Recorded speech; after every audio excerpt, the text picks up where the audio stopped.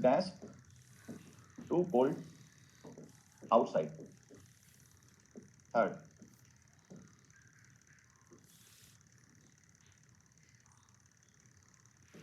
Dash price is too high. चलो answer बताओ, blanks fill करो, ऑप्शन ए दोनों इट्स हैं, ये वाला और ये वाला।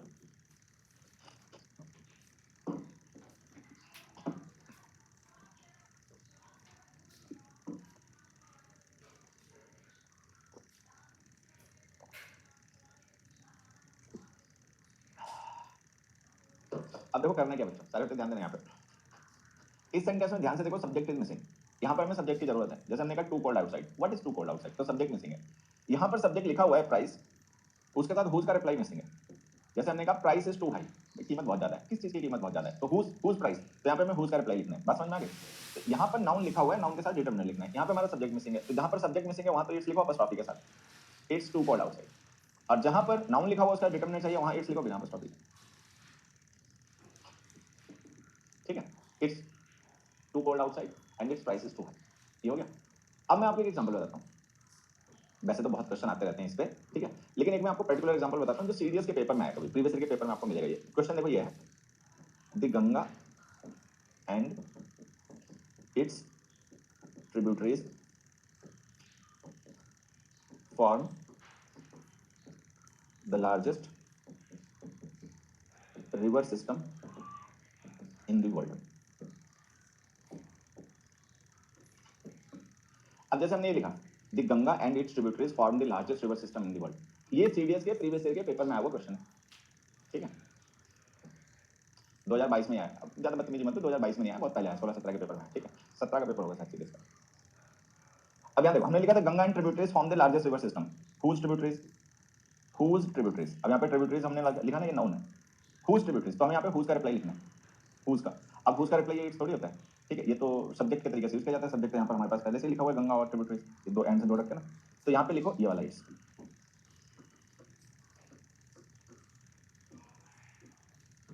तो यहाँ पे लिखो आप ये वाला इट्स, इट्स ट्रिब्यूटरीज, इट्स का मतलब Ganges, the Ganga and its tributaries form the largest river system in the world, ये हमारा आंसर होगा।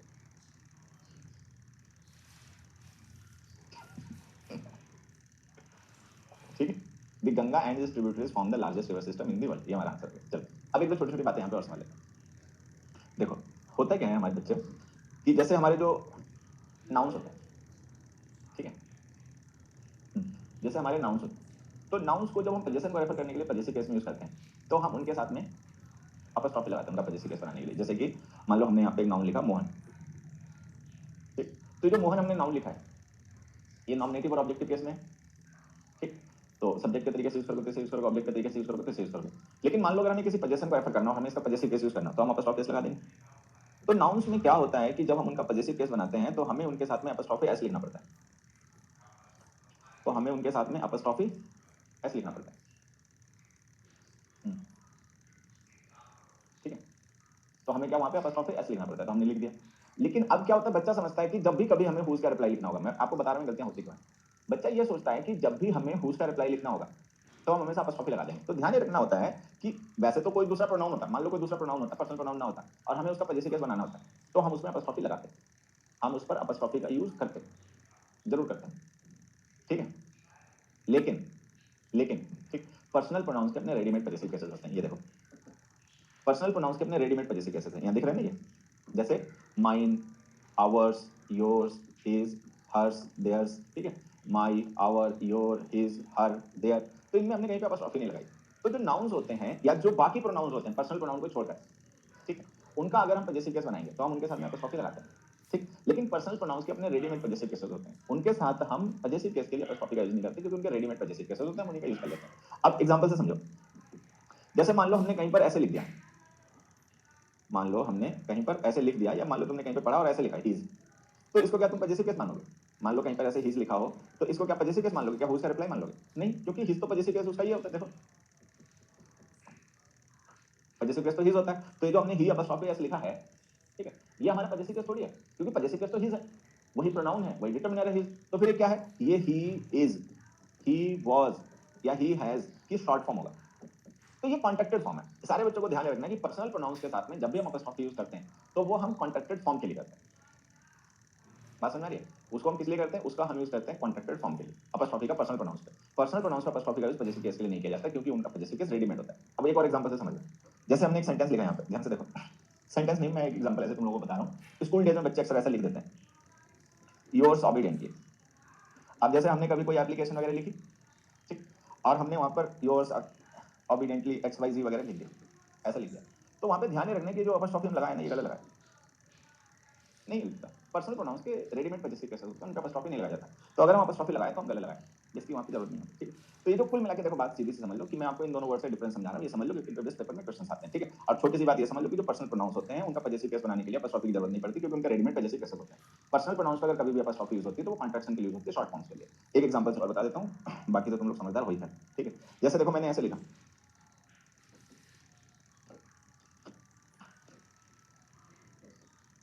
ठीक है, तो ये शॉर्ट फॉर्म है, ये हमने लिखा, ये शॉर्ट फॉर्म है। ये यू आर या यू वर, ये शॉर्ट फॉर्म है, ये पॉजेसिव केस नहीं। आगे तो ये ध्यान रहेगा, इसलिए यहां पे इतनी देर हमने क्या सीखा? इतनी देर में हमने सीखा कि जो पॉजेसिव प्रोनाउंस है, पॉजेसिव डिटरमिनर्स है, उनका डिफरेंस, ठीक है, ये हमने सीखा। चलो आगे बढ़ते हैं थोड़ा सा। एक क्वेश्चन देखेंगे सारे बच्चे, एक क्वेश्चन देखेंगे सारे बच्चे।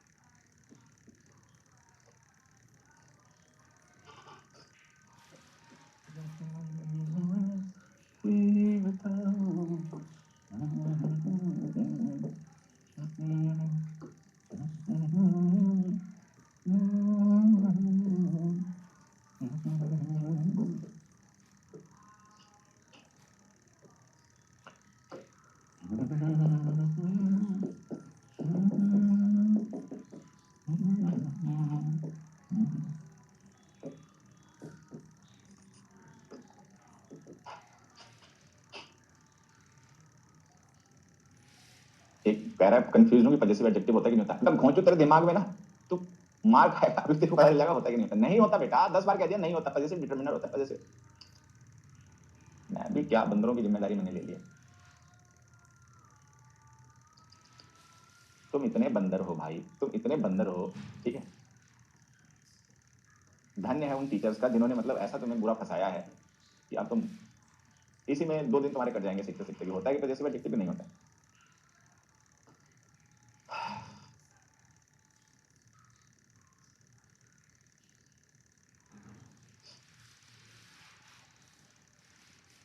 अबे ये 2 क्वेश्चन देख लो। It is me who always help you, it is I who you always help. Whom लिखना था बच्चे, गलती से हु हो गया, 1 मिनट बच्चे, इसे ना हुम लिखना है। और बताओ इनमें से कौन सा सही है? मेरा भी ना तुम सिर चकरा देते हो, मैं सही बताऊं, तुम बंदरों को ना डील करते करते मैं, मेरा खुद का सर मतलब घूम जाता है। तुम अपने को घूम रहे हो, मैं अपने को घूम जाता हूं। तुम इंग्लिश की वजह से घूम रहे हो, मैं तुम्हारे कर्मों की वजह से घूम जाता हूं। अब ये 2 क्वेश्चंस देंगे सारे बच्चे, बहुत इंपॉर्टेंट कॉन्सेप्ट है, ध्यान से सुनना जो बताऊंगा, ठीक है। समझ में आ जाएगा, नहीं तो फिर दिक्कत करेगा तुम्हें। जैसे हमने पिछली क्लास में पढ़ा, एडवर्ब में शायद पढ़ा था कि अगर हम किसी वर्ब के बाद में कोई ऐसा वर्ड लिख दें जो उस वर्ब को नहीं, उस वर्ब के सब्जेक्ट को रेफर या डिस्क्राइब करे, तो हम उसे सब्जेक्ट कॉम्प्लीमेंट कहते हैं और वर्ब को लिंकिंग कहते हैं। ये एडवर्ब में पढ़ा था, सबको ध्यान होगा, ठीक है। तो यहाँ पर जरा ध्यान से आना, एक चीज देखना, ये जो हमने इज लिखे ना बच्चे यहाँ पे वर्ब, ये ध्यान से देखो, लिंकिंग वर्ब है। जो बी की फॉर्म्स होती है ना, is am are was verb, जब हम उन्हें एज अ वर्ब यूज करते हैं ना तो लिंकिंग वर्ब होती है, ठीक है। तो ये इज हमने एज अ वर्ब यूज किया, एज हेल्पिंग वर्ब तो यूज नहीं किया, तो ये हमारी लिंकिंग वर्ब है। इसके बाद जो मी लिख रहे हैं ये कॉम्प्लीमेंट है, इसको हम सब्जेक्ट ऑब्जेक्ट नहीं कहेंगे, इसे हम कहेंगे कॉम्प्लीमेंट, ठीक। लिंकिंग वर्ब्स के बाद में लिखे गए जो भी नाउन या प्रोनाउन होते हैं उनको हम सब्जेक्ट या ऑब्जेक्ट नहीं कहते, उन्हें हम कहते हैं कॉम्प्लीमेंट, ठीक है। तो ये जो इट इज मी हमने लिखा है इसमें मी कॉम्प्लीमेंट है, और इट इज आई जो लिखा है इसमें आई कॉम्प्लीमेंट है। तो सबको समझ में आ रहा है, छोटी सी बात है, ठीक है। अच्छा, अब ये कॉम्प्लीमेंट है तो किसके कॉम्प्लीमेंट है? तो वैसे तो होता क्या है कि वर्ब के बाद लिखा गया कॉम्प्लीमेंट जो होता है वो सब्जेक्ट का कॉम्प्लीमेंट होता है। अगर हम कभी किसी वर्ब के बाद में कोई कॉम्प्लीमेंट लिख रहे हैं तो वो सब्जेक्ट का कॉम्प्लीमेंट होता है, ठीक है। तो वैसे तो ये कॉम्प्लीमेंट है इट के, ठीक है, लेकिन जो इट है वो खुद इंट्रोडक्टरी सब्जेक्ट है, और वो इंट्रोड्यूस करने के लिए हु को और हुम को लिखा गया। तो इट जो है वो खुद इस हुम को इंट्रोड्यूस करने के लिए लिखा गया प्रोनाउन है, इंट्रोडक्टरी प्रोनाउन होता है ना, वही है। तो आप सीधे ये मान लो कि जो मी है ये कॉम्प्लीमेंट कर रहा है हु को, और ये आई कॉम्प्लीमेंट कर रहा है हुम को। फिर से समझ लो, ये जो मी और आई है ये हमारे सब्जेक्ट कॉम्प्लीमेंट है क्योंकि इनको हमने लिंकिंग वर्ब के बाद में लिखा, ठीक है। अगर ये सब्जेक्ट कॉम्प्लीमेंट है तो ये सब्जेक्ट को कॉम्प्लीमेंट कर रहे होंगे। अब यहाँ पे जिस सब्जेक्ट को कॉम्प्लीमेंट कर रहे हैं वो इंट्रोडक्टरी सब्जेक्ट आई है, जो कि खुद इन प्रोनाउंस हु और हुम को इंट्रोड्यूस करने के लिए लिखा गया। तो तुम सीधे इट के बजाय इसको मान लो कि हु का कॉम्प्लीमेंट है, हुम का कॉम्प्लीमेंट, ठीक है। अब यहाँ पे ध्यान से देखो, ये हु जो है ये सब्जेक्ट है और हुम जो है ये ऑब्जेक्ट है। अगर ये आई हुम को कॉम्प्लीमेंट कर रहा है ठीक है, तो ये ऑब्जेक्ट का कॉम्प्लीमेंट है, क्योंकि होम ऑब्जेक्ट, ये तो सबको पता होगा ना कि होम ऑब्जेक्ट होता है, सब्जेक्ट होता है, तो ये आई कॉम्प्लीमेंट कर रहा है होम को। होम क्या है? ऑब्जेक्ट है, तो ऑब्जेक्ट का कॉम्प्लीमेंट होने की वजह से इसे भी हम ऑब्जेक्ट मानेंगे और ऑब्जेक्ट के केस में लिखेंगे मी। ये मी किसे कॉम्प्लीमेंट कर रहा है? Who co. हु क्या है? सब्जेक्ट है। अगर सब्जेक्ट को कॉम्प्लीमेंट कर रहा है तो सब्जेक्ट का कॉम्प्लीमेंट होने की वजह से हम इसे भी सब्जेक्ट मानेंगे और हम इसे लिखेंगे आई। समझ में आ गया या नहीं आ गया? जल्दी से कमेंट करके बताओ कि फर्स्ट एग्जांपल में इट इज मी लिखा था, हमने उसको इट इज आई क्यों लिखा, और सेकंड एग्जांपल में इट इज आई लिखा था, हमने उसको इट इज मी क्यों लिखा। ये सबको समझ में आ गया? जल्दी से आना करके बताओ। कोई भी हो, और देखो एक स्लीपी फील करा, तू सो जा बेटा, तू सो जा, कुंभकर्ण तू सो जा, तू, तभी तो कहते हैं कलयुगी। तुम कलयुगी स्टूडेंट हो असल में, तुम्हारी दिक्कत नहीं है, ये तुम्हारे ऊपर कलयुग का साक्षात मतलब प्रभाव है। वो कह रहा है I feel sleepy in your class, सो जा बेटा। हाँ, और एक्सक्लेमेशन मार्क लगा दिया लास्ट में, पता नहीं कहा तुम्हारे। सो जा मेरे बेटा, सो जा, गाना बजा ले ए आर रहमान का पीछे, चंदा रे चंदा, और सो जा, तू सो जा। एक से एक कलयुगी भरे पड़े। देखो तो 5:30 बजे शाम को सो रहा है, गाँव देहात में मना कर जाता है कि कुबेरी बेटा सोना नहीं है, ठीक है, उसको 5:30 बजे नींद आ रही है, अबे कलयुगी सो जा तू। एक से एक बड़े कलाकार भरे अपने बैच में, मतलब एक से एक बड़े कलाकार है। हम सोचते हैं कि ये वाला था सुपर, लेकिन तभी सुपर से ऊपर एक निकल आता है। वो कहता है हम तो देखो गुरुजी चुपे रह गए। अब यहाँ पे देखो ध्यान से समझना, अभी कमेंट किया था तुम लोगों ने, समझ में आ गया कि नहीं? ये समझ में आ गया? चलो, अब अगर समझ में आ गया तो बहुत अच्छी बात है, नहीं तो मैं दो एग्जांपल तुम लोगों ने लिखता हूँ, अपने आप सही करके दिखाओ मुझे, तब मैं जान जाऊंगा कि तुम्हें समझ में आ गया। Question number 3, it was she that, it was she that Mohan informed first, ठीक है, और फोर्थ देखो, it was her that Mohan informed first. Answer, ये दोनों क्वेश्चन पढ़ो और आंसर बता चलो। बदतमीजी मत दिया करो, ये मत कहा करो कि हर लिखा तो सी लिख देंगे, सी लिख दिया हर लिख देंगे, समझ में आया या नहीं आया ये देखा करो, अपने को बेवकूफ मत बनाया करो, ठीक है। दुनिया को बेवकूफ हालांकि दुनिया को भी मत बनाओ, क्यों बनाओगे दुनिया को बेवकूफ, लेकिन चलो दुनिया को एक बार बनाओ तो समझ में आता है कि कोई हमारा मतलब है, मतलब पूरा हो जाएगा, तो हम दुनिया को बेवकूफ बना रहे हैं, लोग अच्छे बना रहे हैं दूसरे को, ठीक है, लगे पड़े। तो मान लो दुनिया को बेवकूफ बनाओ, दूसरे को बेवकूफ बनाओ किसी कारण से, तो एक बार में समझ में भी आता है कि दूसरे को बेवकूफ बना के हमारा कोई मतलब पूरा हो गया, ठीक है, हमारी इमेज अच्छी बन गई, या हमने किसी से पैसे ठग लिए, या हमने किसी से वाहवाही टेम्पररी लूट ली, तो दुनिया को बेवकूफ बनाया समझ आता है, खुद को क्यों बनाते हैं? अपने को बेवकूफ बना के तो नुकसान ही है हालत में। तो ये मत रट्टा मारा करो कि सी लिखा तो हर आ जाएगा, हर लिखा तो सी आएगा, बात समझो कि क्यों आएगा क्यों नहीं आएगा, अगर वो बात समझ में आ रही तो ठीक है। अब देखो यहाँ पे समझना ध्यान से सारे बच्चे, ये जो हर हमने लिखा ये अभी भी कॉम्प्लीमेंट है, और ये जो शी लिखा ये भी कॉम्प्लीमेंट है, क्योंकि इनसे पहले जो हमने वर्ब लिखी वो लिंकिंग वर्ब है, ठीक। चलो अभी जरा कॉम्प्लीमेंट किसके आ जाए वो भी देख लेते हैं। ये शी कॉम्प्लीमेंट है दैट का, ठीक है, और ये हर कॉम्प्लीमेंट है दैट का, ठीक। अब क्या था, इससे पहले हमने हु और होम लिख रखे थे, अच्छा उसमें देखो होता क्या कि हु जो है वो सब्जेक्ट है, सबको पता, ठीक है, होम जो है वो ऑब्जेक्ट है, सबको पता, ठीक है, विच और दैट, ये जो दो प्रोनाउन है, ये होम भी प्रोनाउन होता है, दैट भी प्रोनाउन होता है, ये सब्जेक्ट ऑब्जेक्ट कुछ भी हो सकते हैं।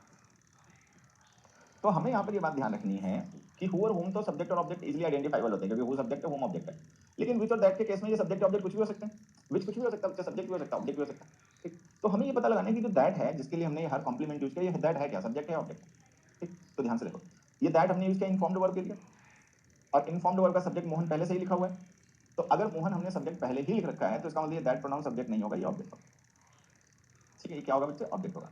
यहाँ पर जो इनफॉर्म्ड वर्ब है उसके साथ हमने सब्जेक्ट पहले से ही लिख रखा है, ठीक है, तो ये भी हमारा मतलब मोहन सब्जेक्ट होगा, तो फिर दैट अपने आप ऑब्जेक्ट हो गया। तो यहाँ पर जो दैट हमने लिखा वो भी ऑब्जेक्ट है, वहां जो दैट लिखा हमने वो भी ऑब्जेक्ट है इनफॉर्म्ड वर्ब का। तो अगर ये दैट दोनों जगह ऑब्जेक्ट है, तो जो हमने शी लिखा है इसके साथ में ये गलत है, और ये जो हर लिखा है ये बात समझ में आई? बात समझ में आई कि जो फोर्थ सेंटेंस है it was her that Mohan informed first, ये सही है, it was she that Mohan informed first गलत है, क्योंकि दोनों में मोहन ऑब्जेक्ट है, तो तुमने दैट मोहन सब्जेक्ट है, तो दैट हमने लिखा वो ऑब्जेक्ट है। तो मैंने इसीलिए बताया था, बच्चा क्या कर लेता है, रख लेता है, उसने सोचा अच्छा यहाँ पे मी लिखा था तो आई आ गया, यहाँ पे आई लिखा था तो मी आ जाएगा, तो इसका मतलब यहाँ पे हर लिखा है तो सी आ जाएगा, वहां पे सी लिखा है तो हर आ जाएगा। अबे भोंचू, पेपर में नो एरर के भी तो क्वेश्चन आते हैं, पेपर में नो एरर के भी तो क्वेश्चन आते हैं, ठीक है। तो इसलिए मैं कहता हूँ समझा करो, दुनिया को बेवकूफ बनाना समझ आता है, खुद को बेवकूफ मत बना करो, अपने को बेवकूफ नहीं बनाया जाता, ठीक है, तुम अपने को बेवकूफ बनाते हो, ठीक है। बच्चा सोचता है ये तो बहुत अच्छा है, जहाँ सी लिखा होगा हर लिख देंगे, हर लिखा होगा सी लिख देंगे, इस लिखा होगा apostrophe लगा देंगे, apostrophe लगा होगा हटा के बिना apostrophe लिख देंगे। अबे बैल, नो एरर के भी तो क्वेश्चन पेपर में आ जाते हैं, हो सकता है वो करेक्शन ना हो। तो अपना समझ लो, थोड़ा सा दिमाग लगाना पड़ता है, समझ लो। चलो लास्ट दो एग्जांपल्स लिख रहा हूँ, उसके बाद अपनी लिखूंगा, ठीक है। फिफ्थ क्वेश्चन देखो, it is he that you blamed again. ठीक है, it is he that you blamed again. 6, it is him that blamed you again. चलो आंसर बताओ, आंसर बताओ।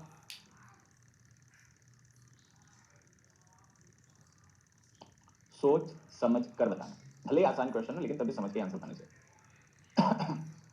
हिम नहीं हिम होगा, अरे अंकल क्या लिख रहे हो, पढ़ तो लो। हिम नहीं हिम होगा इसका मतलब क्या हुआ, कह रहा हिम नहीं हिम होगा। मैं जा रहा हूँ भैया, तुम जैसे मूर्खों को पढ़ाने से अच्छा मैं जाऊँ पानी भी कर रहा हूँ।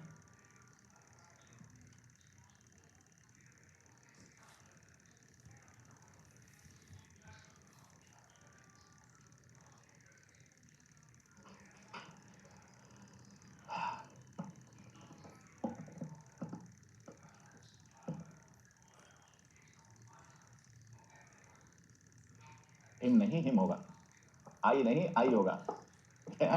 यू नहीं यू होगा। गड़बड़ी में हड़बड़ी, हड़बड़ी में गड़बड़ी। हाँ, मेरा मन करता है कई बार तुम लोगों को मेरे मन की बात बता रहा हूँ, वैसे अपने आप तो तुम लोग नहीं जान पाओगे अगर ये बात मैं तुम्हें ना खुद बता दूं, ठीक है, तो अपने आप ही बता देता हूँ।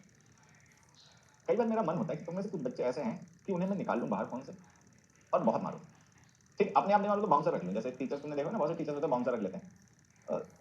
बाउंसर में लेते कितना रुपये लेता होगा, 25-30 हज़ार महीने के लेता होगा एक बाउंसर। 2 रख लें बाउंसर, भोपाल भी थोड़ा सा बनेगा। और जो बच्चे प्यार से नहीं समझते हैं, ठीक है, जिनका जो मतलब 1-2 बार समझाने से नहीं मानते हैं, फिर उनको ना बाउंसर को दे दूँ और बाउंसर से कह दूँ कि इनको पीट-पीट के पैसे अपने तनख्वाह इन्हीं से ले लेना। ठीक है, भाई बाउंसर कितना लेता है, 25-30 हज़ार रुपये लेता है महीने के। मान लो 2 बाउंसर हमने ले दिया, 50,000 रुपये मान लेते हैं मोटा-मोटा, ठीक है, 50-60 मान लेते हैं, 60,000 रुपये हो गया, ठीक है। और एक क्लास में मान लो 4-5 बच्चे भी उन्होंने निकाल लिया ऐसे, ठीक है, और पीटे उनको और छोड़ने के उनसे 400-500 रुपये ले लेंगे, 400-500 रुपये तभी छोड़ेंगे तो मारते रहेंगे। चलो, लेडी बाउंसर रखिए, तो क्या मार खाने आ जाएगा, मतलब इतनी तुझमें गैरत नहीं है, मतलब लेडी अगर मारेगी तो मार भी खा लेगा। हाँ, ऐड दोगे भाई, ये कह रहा है मुझे रख लो बाउंसर। चलो, अब ये जो दोनों क्वेश्चन है ना, जो इन्हें देखते हैं, देखो इनमें क्या है बच्चों, फिर से वही कहानी है कि जो ही हमने लिखा है कॉम्प्लीमेंट है, हिम कॉम्प्लीमेंट है। अब ये कॉम्प्लीमेंट कर रहे हैं इस दैट प्रोनाउन को, ठीक है। अब ही सही है या हिम सही है ये पता लगाने के लिए हमें ये देखना पड़ेगा कि जिसको ये कॉम्प्लीमेंट कर रहा है वो है क्या, ठीक। अब जैसे यहाँ पे हम देखें जो दैट प्रोनाउन है, ये यूज किया गया ब्लेम्ड वर्ब के लिए, और ब्लेम्ड वर्ब के साथ में हमने यू पहले से ही लिख रखा है एज अ सब्जेक्ट। ध्यान देना, अगर ये यू ऑब्जेक्ट होता ना तो वर्ब पे बाहर लिखा होता, अगर ये वर्ब से पहले लिखा तो इसका मतलब ये यू सब्जेक्ट है। अगर ये यू इस वर्ब का सब्जेक्ट है तो दैट इस वर्ब का ऑब्जेक्ट है, ठीक है। यहाँ पर देखें तो हमने यू को ना ब्लेम्ड वर्ब के बाद में लिखा है, अगर वर्ब के बाद लिखा है तो ये इसका ऑब्जेक्ट है, यू जो वर्ब का ऑब्जेक्ट है। अगर वर्ब का ऑब्जेक्ट है तो फिर दैट इसका अपने आप सब्जेक्ट होगा। ये ऐसे पहचानते हैं कि यू ब्लेम्ड का सब्जेक्ट है तो दैट अपने आप ऑब्जेक्ट हो गया, यू ऑब्जेक्ट है तो दैट अपने आप सब्जेक्ट हो गया। अब बात समझ में आई कि ये जो हिम लिख रहे हैं हम, ये कॉम्प्लीमेंट कर रहा है सब्जेक्ट को। अगर ये सब्जेक्ट को कॉम्प्लीमेंट कर रहा है तो इसको भी सब्जेक्टिव केस में लिखो ही। ये कॉम्प्लीमेंट कर रहा है ऑब्जेक्ट को, अगर ये ऑब्जेक्ट को कॉम्प्लीमेंट कर रहा है तो इसको भी ऑब्जेक्टिव केस में लिखो हिम। तो यहाँ पे दोनों ही गलत,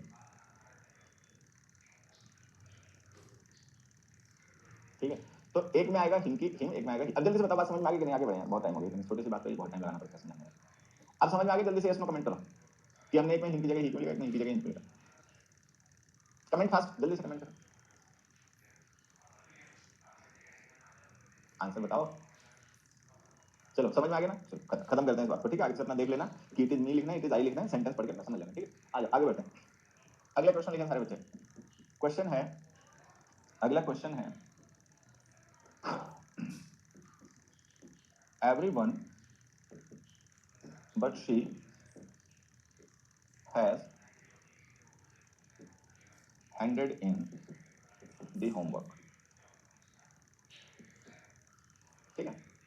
चलो पहले एक ही देख लेते हैं, आज ये क्वेश्चन है, everyone but she सॉरी, ठीक है। everyone but she has handed in the homework, hand in करना मतलब सबमिट करना होता है, सारे बच्चे ध्यान रखेंगे। hand in एक फ्रेजल वर्ब होती है, टू हैंड इन एक फ्रेजल वर्ब होती है जिसका मतलब होता है टू सबमिट।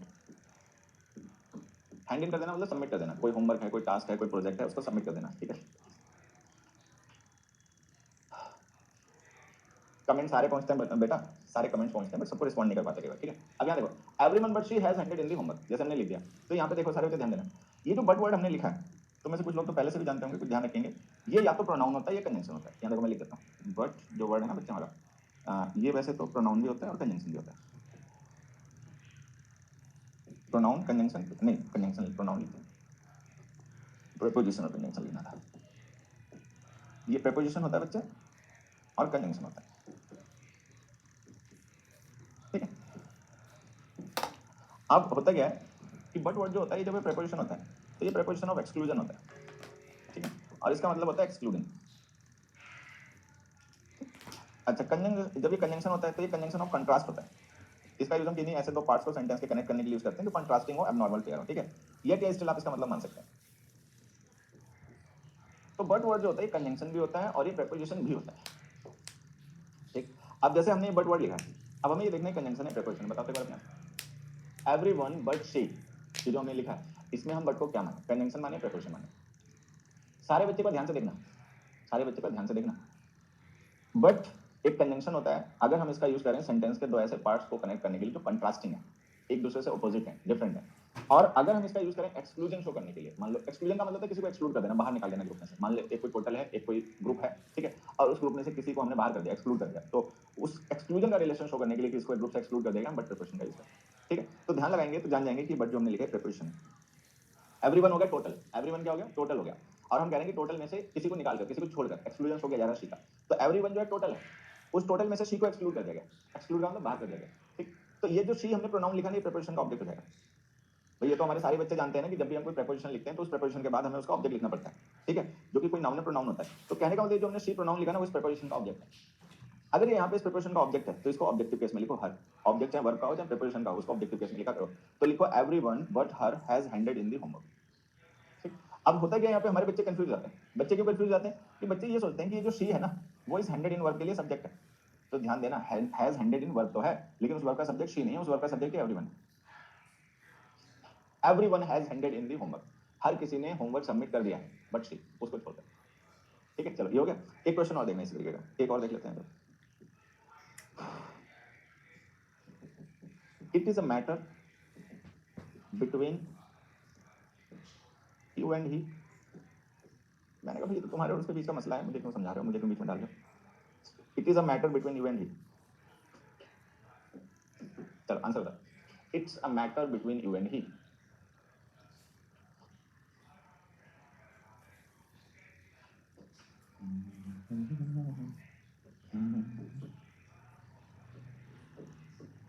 अब देखो यहाँ पे ध्यान देना, बट जो वर्ड है उसके लिए तो चलो हमें थोड़ा सा दिमाग लगाना पड़ेगा, बट कंजंक्शन या प्रीपोजिशन है क्या है क्या नहीं, दिमाग लगाना पड़ेगा, ठीक है। लेकिन यहाँ पे देखो बिटवीन हमेशा प्रीपोजिशन ही होता है बच्चे, बिटवीन हमेशा प्रीपोजिशन ही होता है, ठीक। और इस बिटवीन प्रीपोजिशन का ऑब्जेक्ट हमने लिखा यू, लेकिन यू के साथ हमने एन से जोड़ रखा है ही को, तो ये ही भी ऑब्जेक्ट हो गया। अब यहाँ पे ध्यान से देखना, ये जो यू है और ही है ये दोनों ही ऑब्जेक्ट है, ठीक। यू भी ऑब्जेक्ट है, ही भी ऑब्जेक्ट है। तो अगर ये दोनों ही ऑब्जेक्ट हैं इस प्रीपोजिशन के, तो यू का तो नॉमिनेटिव ऑब्जेक्टिव केस सेम होता है, जैसे हमने पढ़ा था ना, यू का नॉमिनेटिव ऑब्जेक्टिव केस सेम होता है, ही का नहीं होता। ही का ऑब्जेक्टिव केस हिम होता है, ठीक। तो हमें पता है यू को तो हम सब्जेक्ट ऑब्जेक्ट कुछ भी बना के लिखें तो हम यू ही लिखेंगे, लेकिन ही को थोड़ी लिख दोगे, ही को तो हम लिखोगे, अगर ऑब्जेक्ट बनाना पड़ेगा तो हम लिखोगे, तो हम इसको ऐसे लिख देंगे, ठीक। It is a matter between you and me, कि भैया तो तुम्हारे उसके बीच का मसला है, ठीक है। तो प्रीपोजिशंस के बाद में जब भी कोई नाउन या प्रोनाउन लिखते हो तो हमेशा ऑब्जेक्टिव केस में लिखना, ये ध्यान है। चलो अगले क्वेश्चन पर जाओ।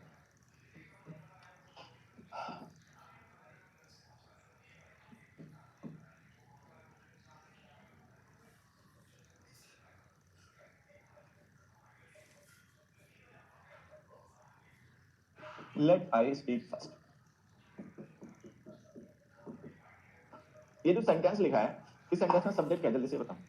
लेट आई स्पीक फर्स्ट, ये जो हमने सेंटेंस लिखा है बच्चे, इस सेंटेंस में जो सब्जेक्ट है वो क्या है, जल्दी से सारे बच्चे बताएंगे। Let I speak first. मारूंगा बहुत, बहुत मारूंगा।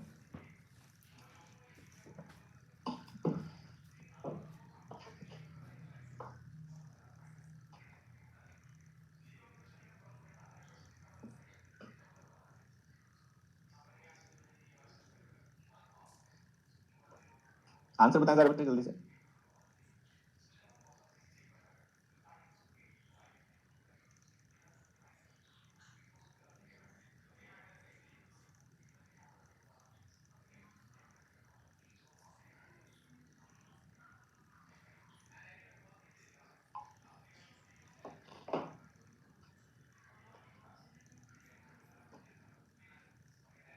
चलो इसका सब्जेक्ट है यू।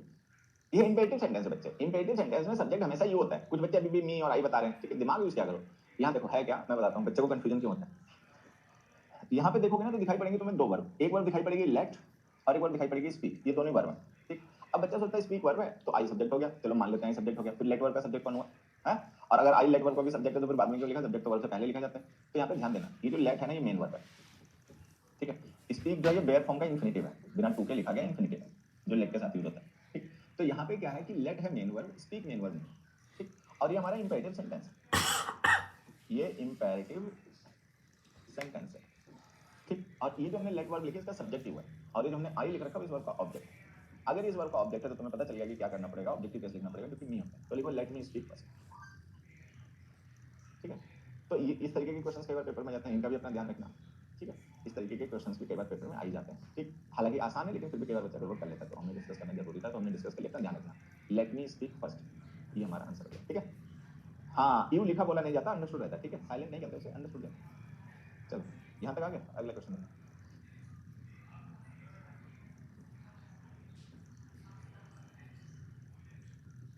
अगला क्वेश्चन है,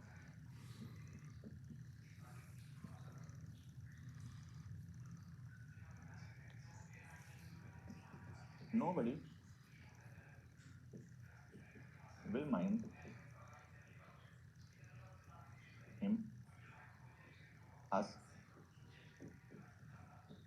leaving early। चलो ये बहुत अच्छा क्वेश्चन है, सारे बच्चे इसको पढ़ें, उसका आंसर बताएं। nobody will mind us leaving early। Speak verb का बेटा कोई ऑब्जेक्ट नहीं, वो इंट्रांसिटिव है, वहां पे स्पीक वर्ब का कोई ऑब्जेक्ट नहीं, वो इंट्रांसिटिव है।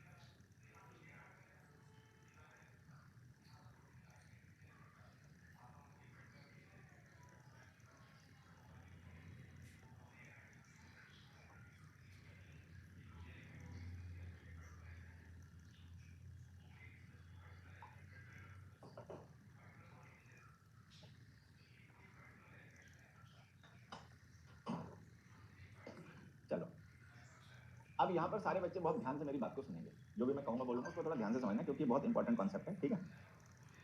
बहुत इंपॉर्टेंट कॉन्सेप्ट है, थोड़ा सा भी दाएं बाएं हो जाओगे तो मिस कर जाओगे, फिर बाद में चिल्लाते रहना सर रिपीट रिपीट, और मैं रिपीट कुछ नहीं करूँगा। समझ में आ गया तो ठीक है, नहीं समझ में आ गया तो भी ठीक, ठीक। चलो अब हमने लिखा नोबडी विल माइंड, कोई भी माइंड नहीं करेगा। माइंड करना मतलब होता है बुरा मान जाना किसी चीज़ को लेकर, ऑफेंडेड फील करना, ठीक है। तो हमने कहा कि नोबडी विल माइंड। अब देखो आगे थोड़ा सा लिख के समझ लेते हैं। नोबडी सब्जेक्ट हो गया, विल माइंड वर्ब हो गया, ठीक। अब हमें ये बताना है कि कोई भी माइंड नहीं करेगा, तो क्या माइंड नहीं करेगा? अस हमें माइंड नहीं करेगा, या लिविंग अर्ली उसे माइंड नहीं करेगा, ठीक है। तो क्या माइंड नहीं करेगा सबको बताना है। अब देखो यहाँ पे ध्यान से समझना, अस जो है ये पर्सन है, ठीक है। लिविंग जो है वो एक्शन है। अब थोड़ा सा अपना सेंस यूज करो, ठीक है। और सेंटेंस को समझने के बाद में ये बताओ कि माइंड वर्ब का ऑब्जेक्ट क्या है, पर्सन या एक्शन। जैसे हमने कहा नोबडी विल माइंड, कि कोई भी माइंड नहीं करेगा। क्या माइंड नहीं करेगा, पर्सन को या एक्शन को? जल्दी से बताओ, जो पूछ रहा हूँ बस उतना ही बताओ, जो पूछ रहा हूँ बस वही बताओ, जो नहीं पूछ रहा हूँ वो ज्यादा कलाकारी मत करो, ठीक है। जिस तरीके से मैं आपको चीजें समझाने दिखाने की कोशिश कर रहा हूँ वैसे एक बार देखने की कोशिश करो, इंग्लिश क्लियर हो जाएगी, समझ में आएगा, ठीक है। अब ओवर एक्टिंग करोगे तो फिर भुगतोगे, मैं बता रहा हूँ। वो एक नो साउंड के पीछे पड़ गया, अबे भाई ये से भाई रिजॉइन कर ले बेटा, अब उसको तो सुनाई भी तो नहीं पड़ेगा, कुछ बता दें जब उसके फोन में साउंड नहीं आ रहा। जैसे हमने कहा nobody will mind what will nobody mind, person और एक्शन? पर्सन नहीं, एक्शन, ठीक। होता है क्या, हम पर्सन को माइंड नहीं करते, हम पर्सन के एक्शन को माइंड करते हैं। माइंड योर लैंग्वेज, ठीक है। जैसे नहीं कहते किसी की माइंड योर लैंग्वेज, ठीक है। तो यहाँ पे जो माइंड वर्ब है ना, इसका ऑब्जेक्ट एक्शन है। जैसे हमने किसी का कोई भी हमारे जल्दी जाने को बुरा नहीं मानेगा। मान लो कोई मीटिंग हो रही है, ठीक है, कोई डिस्कशन चल रहा है, कोई पार्टी हो रही है, अगर अभी पार्टी शुरू हो गई 20-30 मिनट ही हुए, ठीक है, और कोई लोग हमें निकलने का प्लान कर रहे हैं, तो किसी ने कहा कि तुम जल्दी जाएंगे तो बुरा तो नहीं मानेगा, यहाँ पे देखो तुम जल्दी चलेगा।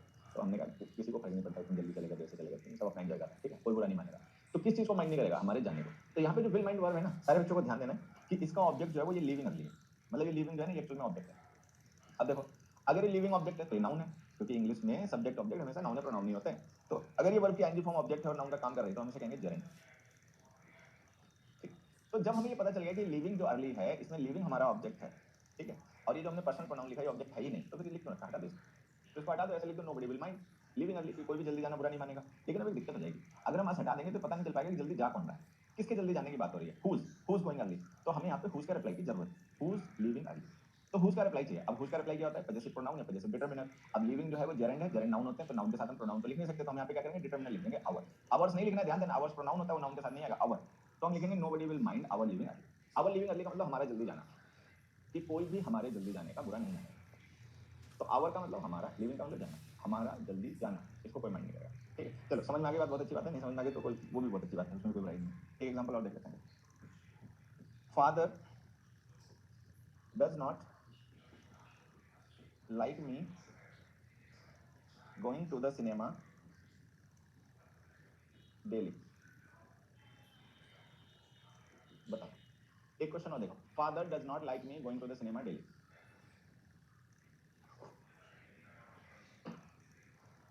Father does not like me going to the cinema daily. Father subject हो गया, डज नॉट लाइक वर्ब हो गया, ऑब्जेक्ट क्या, मी पर्सन या गोइंग टू सिनेमा एक्शन। पिताजी को पसंद नहीं है, क्या नहीं पसंद है पिताजी को, मी या गोइंग टू द सिनेमा। अच्छा एक चीज बताओ, पिताजी को क्या पसंद नहीं होता, बच्चे या बच्चों की हरकत है? क्या कोई ऐसे पेरेंट्स भी होते हैं जिनको अपने बच्चे पसंद ना हो? अस की जगह आवर क्यों होगा, और एक बार बोलिए सर प्लीज। अच्छा इसलिए मैंने पहले कहते थे ध्यान से सुन लेना, मैं दोबारा कुछ नहीं बताऊंगा, समझ में आ गया तो ठीक है, नहीं समझ में आ गया तो ठीक है, लेकिन तुमने ध्यान दिया नहीं। दोबारा तो मैं नहीं बताऊंगा, चाहे तय करो, इसमें एक बार फिर से उसी कॉन्सेप्ट को समझा रहा हूँ, आपकी ध्यान से सुन लेना ठीक है। किसी बच्चे को वहां पे कोई बात समझ में नहीं आई तो इस बार यहाँ ध्यान से सुन ले। क्या कोई बच्चे ऐसे, क्या कोई पेरेंट्स ऐसे भी होते हैं जो अपने बच्चों को पसंद ना करते हो? पेरेंट्स को अपने बच्चे हमेशा पसंद होते हैं, वो चाहे कितने, आगे मैं कुछ कहूंगा नहीं ठीक है, लेकिन वो कैसे भी हो मैं ये कह रहा हूँ ठीक है। तो पेरेंट्स को बच्चे हमेशा पसंद होते हैं, बस बच्चों की कुछ हरकतें होती हैं उन्हें कई बार नहीं पसंद होती ठीक है। तो यहाँ पे जो डज नॉट लाइक वर्ब है ना, इसका ऑब्जेक्ट पर्सन भी नहीं है, इसका ऑब्जेक्ट है action, going to cinema, cinema जाना। अब मान लो कोई बच्चा रोज मूवी देखने जाता है दोस्तों के साथ में, तो पेरेंट्स को तो अच्छा नहीं लगेगा भाई, मूवी देखना कोई बिजनेस थोड़ी है, कोई प्रोफेशन थोड़ी है, इससे कोई आमदनी होगी, कोई नाम बनेगा, कोई तरक्की होगी ठीक है, तो समय की पैसे की बर्बादी है ठीक है। तो यहाँ पे जो ऑब्जेक्ट है वो क्या है, going to the cinema daily. तो ये जो गोइंग हमने लिखा ना, ये हमारा ऑब्जेक्ट है। अच्छी चीज ध्यान से देखो, अगर ये गोइंग हमारा ऑब्जेक्ट है तो जेरेंड हो गया, जेरेंड वर्ब की एनजी फॉर्म्स होती है जो नाउन का काम करें ठीक है, तो ये जेरेंड हो गया। अब अगर ये जेरेंड हमारा इस लाइक वर्ब का ऑब्जेक्ट है, तो मी तो ऑब्जेक्ट रहा नहीं, तो फिर जब ये ऑब्जेक्ट नहीं तो हमने इसको लिख क्यों रखा है, इसको हटा देते हैं। लेकिन अब एक समस्या हो जाएगी, अगर हम मी हटा देंगे तो ये पता कैसे चल पाएगा कि सिनेमा जाने का काम कौन कर रहा था रोज ठीक है। तो हम पता क्या लिखेंगे, हम लिखेंगे father doesn't like going, whose going. अब हमें यहाँ पे हुज का रिप्लाई चाहिए, whose going to the cinema, तो हुज का रिप्लाई जैसे कैसे डिपेंडेंट लिखेंगे, my going to the cinema. Father doesn't like my going to the cinema daily, पिताजी को मेरा रोज सिनेमा जाना पसंद है, मतलब मेरा सिनेमा जाना रोज पिताजी को पसंद नहीं। मैं पसंद हूँ पिताजी को, लेकिन मेरी हरकत पिताजी को पसंद नहीं ठीक है। एक और तरीके से देखो समझ लो, जैसे हमने लिखा मेरे पिताजी को मेरा दोस्त पसंद नहीं है, मेरे पिताजी को मेरा मित्र पसंद नहीं है, he doesn't like my friend ठीक है। मैंने कहा मेरे पिताजी को मेरा फोन पसंद नहीं है, he doesn't like my phone. मेरे पिताजी को मेरा स्टाइल पसंद नहीं है, he doesn't like my style ठीक है। मेरे पिताजी को मेरा स्कूटर पसंद नहीं है, he doesn't like my scooter. मेरे पिताजी को मेरा जाना पसंद नहीं है, he doesn't like me going. आगे बात समझ में बात समझ में आ गई बच्चों। अब देखो, जैसे ये फ्रेंड है नाउन है, फोन नाउन है, स्टाइल नाउन है, स्कूटर नाउन है, तो हमने नाउन के साथ डिटरमिनेंट लिखा, my friend, my phone, my style, my scooter. तो ये जो गोइंग है जेरेंड, ये भी तो नाउन है। जब बाकी नाउन के साथ हमने डिटरमिनेंट लिखा तो इसके साथ प्रोनाउन क्यों लिख दिया, इसके साथ भी वही डिटरमिनेंट लिखो, माय गोइंग। तो जैसे माय फ्रेंड हो गया मेरा मित्र ठीक है, माय फोन हो गया मेरा फोन ठीक है, माय स्टाइल हो गया मेरा स्टाइल, वैसे माय गोइंग हो गया मेरा जाना। कोई कह रहा है किसी को मैं ही पसंद ना हूं तो वो मी लिख ले ठीक है, तो फिर वो मी लिख ले। पिताजी को कुछ भी नहीं पसंद, तुम हो गए इतने बड़े ढक्कन तो पिताजी को पसंद ही नहीं होगे है? चलो, तो ये हो गया, ये क्वेश्चन यहाँ तक क्लियर हो गया, थोड़ा बहुत समझ में आया कि जेरेंड से पहले पजेसिव केस लिखने, ये पॉइंट मैं समझा रहा था। चलो अब मैं कुछ क्वेश्चन तुम लोगों के लिए प्रैक्टिस के लिए लिख रहा हूँ, अब मैं यहाँ पे कुछ क्वेश्चन तुम लोगों की अपनी प्रैक्टिस के लिए लिख रहा हूँ ठीक है, जिससे कि जो मैंने कंसेप्ट समझाया और ये जो क्वेश्चन समझाए उनको तुम अपने आप एक बार प्रैक्टिस करो ठीक है। एक बार करता हूँ, एक काम करता हूँ, क्वेश्चन लिख देता हूँ, तुम लोग तब तक अपना दिमाग लगाना और मैं अपनी चाय फिनिश करूंगा ठीक है। आ जाओ, देखो क्वेश्चन सेकंड सारे बच्चे, they did not approve of him marrying that girl ठीक है। Excuse me interrupting you, you telling lies can offend the teacher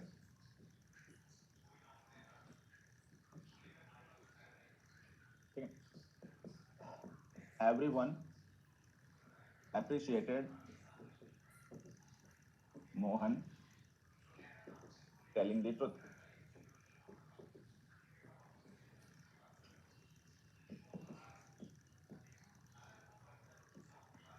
it being rare makes it so expensive,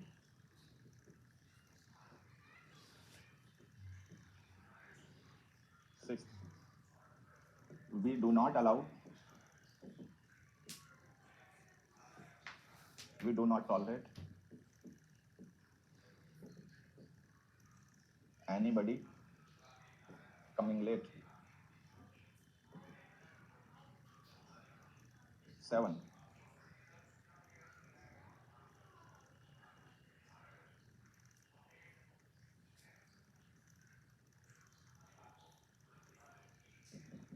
nobody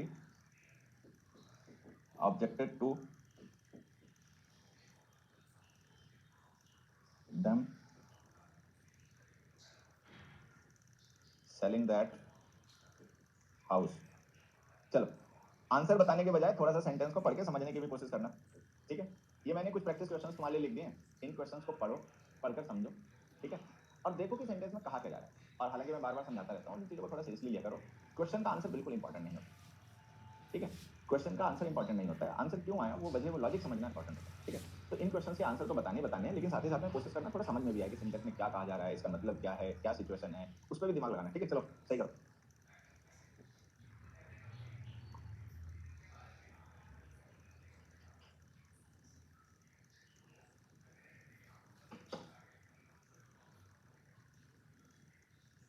मार्च तक पता नहीं बेटा, कोशिश करेंगे, देखो जब भी हो जाएगी कंप्लीट हो जाएगी।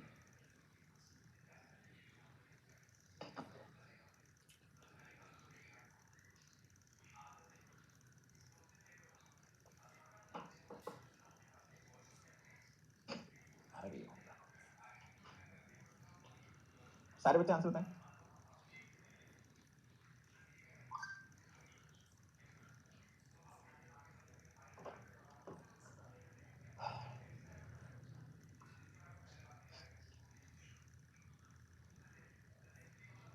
नहीं आ रहा समझ, बेटा समझने की कोशिश करो, सेंटेंस पढ़ो। अब इतने भी तो दे डिड नॉट अप्रूव, ये तो कॉमन वर्ड है, कोई हाई फाई वर्ड तो इंग्लिश के ऐसे लिखे नहीं है, ये तो सिंपल वर्ड्स हैं, जोड़ तोड़ के मीनिंग बनाने की कोशिश करो। बाकी अभी मैं समझाऊंगा, अभी तो समझ में आ जाएगा, लेकिन पहले अपने आप कोशिश करा करो। मतलब ऐसे हथियार छोड़ देने से फिर लड़ाई नहीं जीत पाओगे, ठीक है।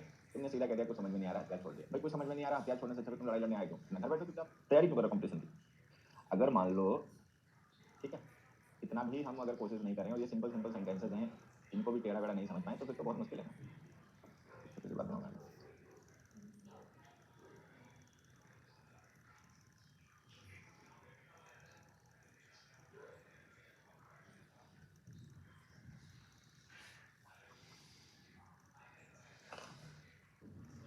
चलो अब ध्यान से समझना जो मैं कहूंगा उस पर।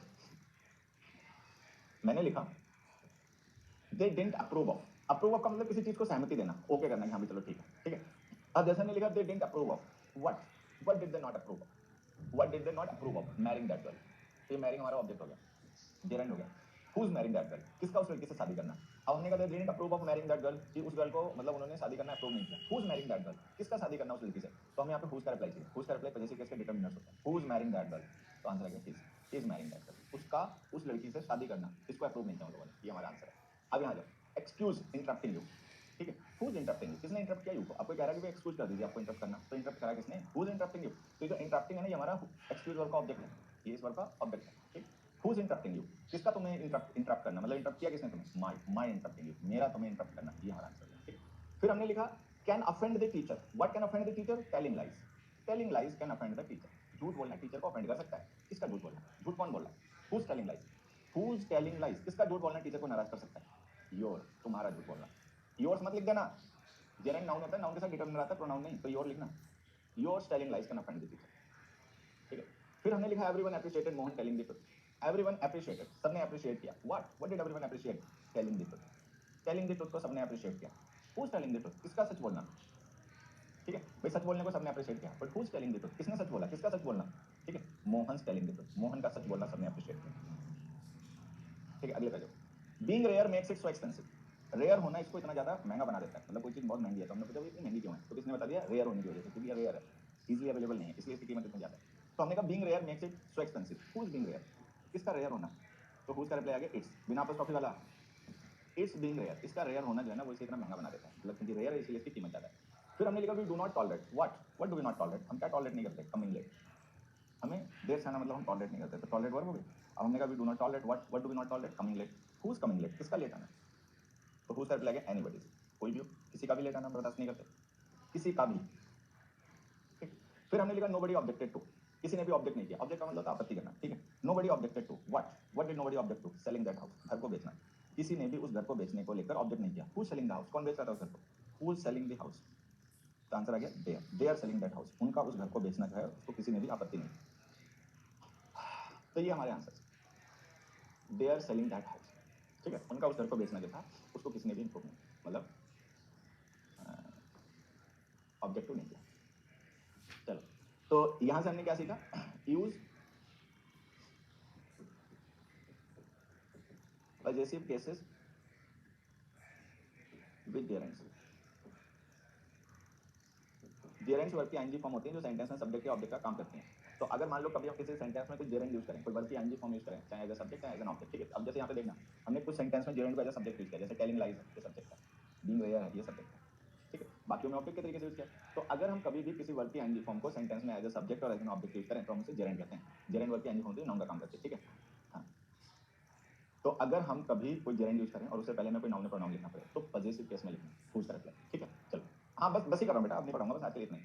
तो आज प्रोनाउन की पहली क्लास थी, ठीक है, इतना ही आज के लिए। बाकी तो प्रोनाउन चलता रहेगा, बड़ा चैप्टर होता है, 2 4 5 क्लास चलता रहेगा, ठीक है। कोशिश सबको करनी है कि जो भी